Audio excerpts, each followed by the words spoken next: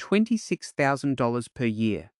That's how much Age Pension 1 retiree lost because he thought accessing your super at 60 meant he could take the whole lot out as a lump sum and be done with it. His name was Steve. He worked for 35 years, built up over $830,000 in super between him and his wife, and the day he turned 60, he rang his super fund and said, "Get it all out." Nobody told him there was a different way. Nobody explained the rule that would have saved him $26,000 every year for the rest of his retirement. I've watched this happen more times than I can count, and every time, the people who made this mistake had done everything else right. They'd saved consistently. They'd stayed in the workforce. They'd done what they were told. The problem wasn't discipline. It was information. Steve didn't make a tax mistake. He wasn't caught out by the ATO. He missed a rule that most financial advisors don't mention until it's already too late. The condition of release. And the knock-on effect to his Centrelink position cost him more than most Australians earn in a working year. The mistake wasn't that he took the money out. It was how he took it out. The difference between a lump sum withdrawal and starting an account-based pension determines how much control you have over your Centrelink position at pension age. That one decision, made in a single phone call, locked in a $26,000 a year shortfall. If you're between 55 and 65, and you're working out how to access your super without accidentally cutting your pension entitlements, hit subscribe now, because I'm going to show you the exact rule your super fund probably won't explain. Here's the number that changes everything.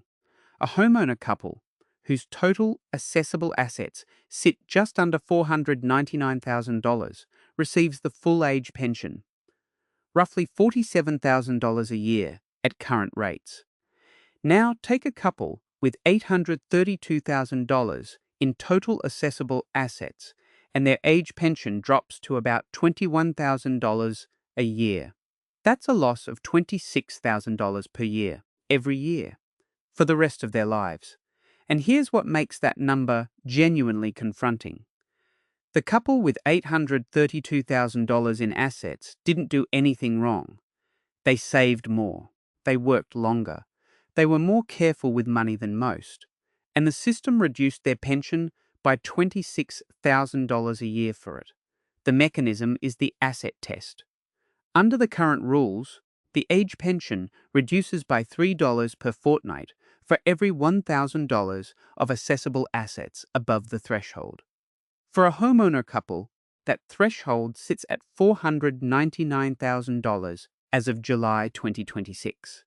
Once you cross it, every extra dollar you have, whether it's in super, in savings, or in an investment, starts reducing what Centrelink will pay you.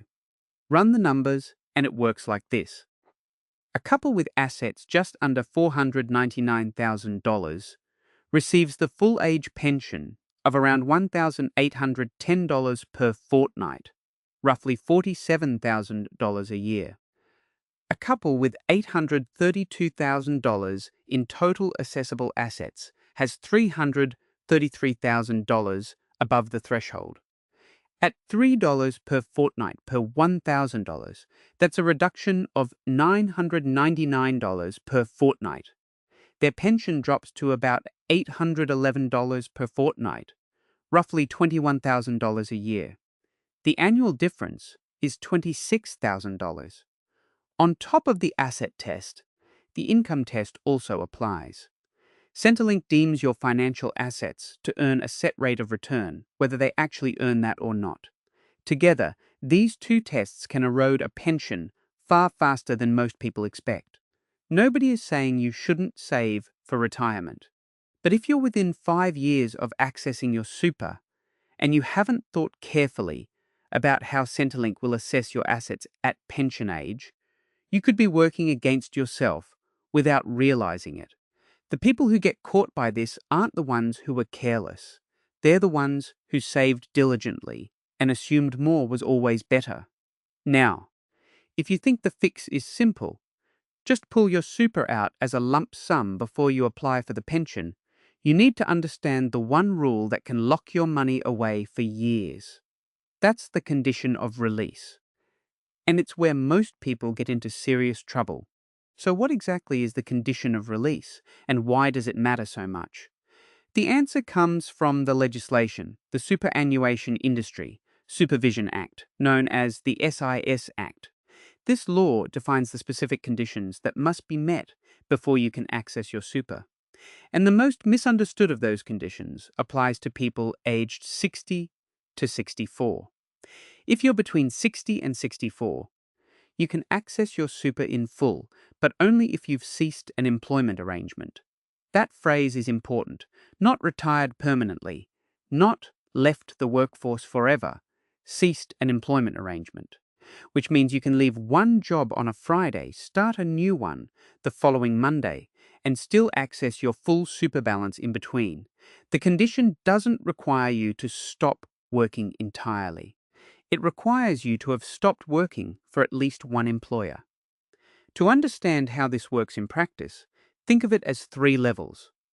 At the first level, you're below 60, but you've reached your preservation age. At this stage, you can access a limited income stream called a Transition to Retirement Income Stream, a TRIS. The maximum drawdown is 10% of your balance per year. You cannot take lump sums. This option exists for people who want to ease into retirement while still working. At the second level, you're 60 or over and you've ceased an employment arrangement. This is full access. Lump sum or income stream, your choice. You can still return to work afterwards, and your access doesn't disappear. This is the level most people in their early 60s are aiming for. At the third level, you're 65 or over. Full access, no conditions required. Just being 65 is enough. Now here's where the lump sum mistake becomes very expensive. If you take a lump sum at age 60 after ceasing employment, that money leaves the super system. You lose the tax-free earnings environment. And critically, you also lose the most powerful lever you have over your Centrelink assessment at pension age, the ability to draw down your balance strategically in the years between 60 and 67. With an account-based pension, you can draw down at a rate you control. If you draw down more in some years and less in others, you can arrive at pension age with a lower assessable balance than someone who took a lump sum, sat on the cash, and watched it grow without the tax advantages. By the time both people apply for the age pension at 67, the account-based pension holder often has fewer assessable assets and a higher pension payment to show for it. I used to think taking a lump sum at 60 was the smart move. Get your money out, control it yourself, avoid government interference. I was wrong.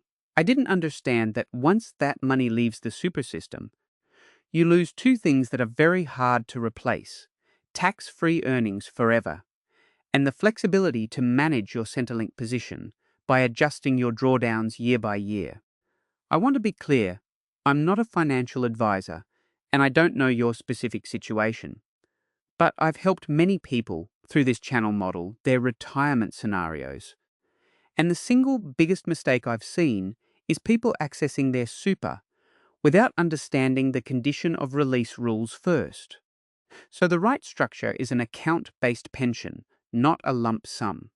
But even within that, there's a risk that catches a lot of retirees off guard in the first few years. And it has nothing to do with the rules. It has to do with timing.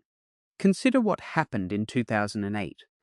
Someone who retired in January of that year with a $500,000 super balance and started drawing down 5% a year would have watched that balance drop to roughly $350,000 by March 2009. Not because they spent it all, because they were withdrawing from the account while the market was falling.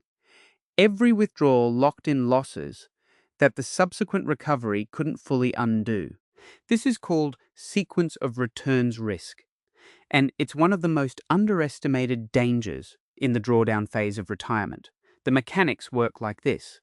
When you're building your super, regular contributions mean market dips actually work in your favor. You buy more units at a lower price, which helps when prices recover. In drawdown mode, the opposite applies. A market drop forces you to sell more units than you would in a normal year, just to meet your income needs. The portfolio shrinks faster. And when the market recovers, you have fewer units left to benefit from the recovery. Research from the Actuaries Institute Australia estimates that sequence of returns risk can reduce retirement income by up to 27% over a 30-year retirement. Compared to someone who retires in a flat market, that's not a worst-case scenario. It's what consistently happens to retirees who hit a significant market downturn in their first 3 to 5 years of drawdown. For Australians moving into the drawdown phase now, this is worth taking seriously. A market correction in your first year of drawing down an account-based pension has an outsized impact on the total income that account can deliver over your lifetime. That's not a reason to avoid the pension phase. The tax-free earnings and Centrelink advantages are still significant, but it is a reason to plan for the possibility of a rough first year. And here's where a lot of people freeze. They can't decide between lump sum and pension, so they do nothing. They leave their super in the accumulation phase, paying 15% tax on earnings that could be completely tax-free. That's not caution, that's an avoidable cost. Let me show you how to plan for the rough patches without freezing up. Planning for rough patches doesn't mean assuming disaster. It means running 2 specific scenarios before you retire, so that if either one happens, you already know what to do. Scenario 1 is a market downturn in your first year of retirement. This is sequence of returns risk in practice. The unprepared retiree panics, switches everything inside their account-based pension to cash, and locks in the losses permanently. The market recovers. Their account doesn't fully recover with it. The person who's planned ahead does something different. Before retiring, they set aside 2 to 3 years of living expenses in cash within their pension account. It's not separate from super, it's a portion of the pension account held in a cash or defensive option. When the market drops, they draw from cash while the growth assets recover. They avoid forced selling. And when the market comes back, the rest of the portfolio is still there to benefit. Scenario 2 is an unexpected healthcare cost. The Australian Institute of Health and Welfare puts the average out-of-pocket healthcare expense for Australians aged 65 and over at around $5,200 a year. But a single unplanned event, a hip replacement, unexpected dental surgery, a period of private hospital care, can push that figure to $15,000 or more in a single year. The unprepared retiree takes a large lump sum withdrawal to cover the cost. Depending on the timing, this can affect their Centrelink assessment and reduce their age pension for that period. The person who's thought it through spreads the cost where possible, drawing smaller amounts over 2 financial years to minimize the Centrelink impact. It's not complicated, but you need to know the option exists before you're sitting in the hospital admissions office. Neither of these scenarios is catastrophic if you've prepared for them. Both can cause real financial damage if you haven't. I'm not saying you'll run out of money. Most Australians with well-structured super won't. What I'm saying is that fear of these 2 scenarios, not the scenarios themselves, is what stops people from spending their super. And that fear is the real retirement problem. You've spent 40 years watching that super balance grow. Every salary contribution, every voluntary top-up, every year of compound growth, it's been going in one direction, up. And now you're supposed to start drawing it down. That adjustment is harder than most people admit. There's a name for what happens psychologically when you shift from saving to spending. It's called loss aversion. Research consistently shows that the pain of losing something feels about twice as powerful as the pleasure of gaining the equivalent amount. In retirement, that translates into, I might need this later, even when your numbers show you have more than enough. If you've spent 4 decades building a balance, the idea of deliberately watching it shrink feels wrong. That's not a character flaw. It's a 40-year habit running on autopilot. The saving instinct brought you here. But if it keeps running unchecked in retirement, it's working against you. Here's the one shift that makes the biggest difference. Create a separate account. Call it your spending bucket. Transfer 6 months of planned living expenses into it. Make it clearly separate from your main super balance. When you spend from that account, you're not drawing down super. You're using money you've already decided to spend.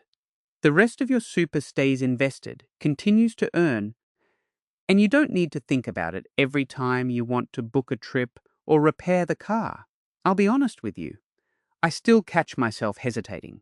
I have the numbers in front of me, and I still feel that pull to leave the money alone. But when I separate it into a spending account and give myself explicit permission, I can actually enjoy the retirement I saved for. That's not a theory. That's what works for me. The spending bucket won't solve everything, but it removes the mental friction that keeps people from enjoying a retirement they earned, and that matters more than most people realize. Now let's talk about the 3 concrete steps to access your super the right way, starting with the one most people skip entirely. The first step is to confirm your condition of release status before you do anything else. Contact your super fund directly and ask whether you've met a condition of release with nil cashing restrictions. If you're 60 or older and you've ceased an employment arrangement with any employer, the answer should be yes. If you're between your preservation age and 59 or still working for the same employer, your options will be more limited. I had a viewer who got in touch after watching one of my earlier videos. She was 61, working part-time 3 days a week for a small business. She assumed she had full access to her super. When she called her fund, they told her she could only access 10% of her balance per year via a transition to retirement income stream because she hadn't yet ceased an employment arrangement. She had to formally end her part-time work before she could access the rest. She didn't know that. 15 minutes on the phone saved her from a withdrawal she wasn't eligible for. The second step is to open an account-based pension rather than taking a lump sum. Most super funds offer this under names like account-based pension or retirement income stream. When you transfer your super into pension phase, the earnings on that balance become tax-free immediately. That's a significant advantage. A $500,000 balance earning 6% a year generates $30,000 in earnings. In the accumulation phase, those earnings are taxed at 15%. That's $4,500 in tax each year. In the pension phase, the same $30,000 in earnings attracts zero tax every year for as long as that money stays in the pension account. You can still take lump sum withdrawals from your account-based pension when you need cash. The pension structure doesn't lock the money away. It keeps it inside the tax-free environment until you decide to use it. And critically, it gives you the ability to manage how much you draw down each year, which directly affects your assessable assets at pension age. The third step is to set your drawdown rate with your Centrelink position in mind. The minimum drawdown rate for a retiree under 65 is 4% of your account balance per year. You're allowed to draw up to 100% if you need it. But for most retirees who are eligible for a part-age pension, the practical range sits somewhere between 5% and 7%. Drawing in that range gives you enough income to maintain your lifestyle while gradually reducing your assessable assets, which can improve your Centrelink outcome in future years. If preserving a balance for your estate matters to you, draw closer to the minimum. If reducing your assessable assets more quickly is the priority, draw toward the higher end of that range.